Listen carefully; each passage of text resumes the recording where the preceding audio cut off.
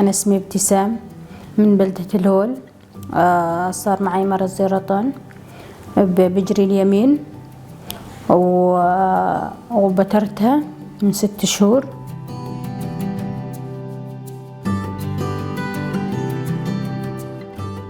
كانت يوم البتر كانت نفسيتي يعني تعبانة، ومساعدة زلمتي معاي ووقفته معايا خلاني أعدي هالمرحلة، وكمان عمتي أم زلمتي كمان زيد وقفت معي بهالمرحلة هاي وخلتني أتجاوزها، ولليوم هذا يعني هي واقفة معاي.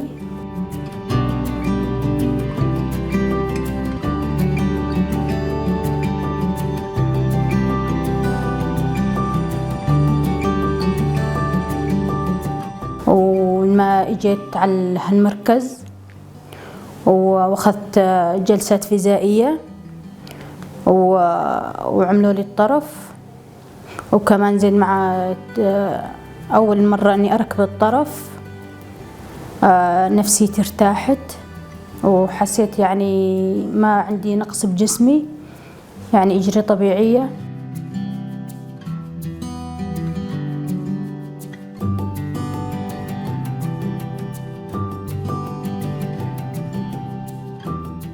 ومساعدة دعم النفسي كمان نفسيتي ارتاحت،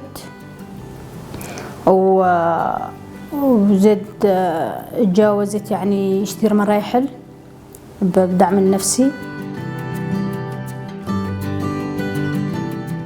وكمان زيد بعد تركيب الطرف زيد عملت جلسات فيزيائية، ولليوم هذا قاعدة أخذ هذه الجلسات بشان يعني أمشي مزبوط، يعني مليح أمشي عليها.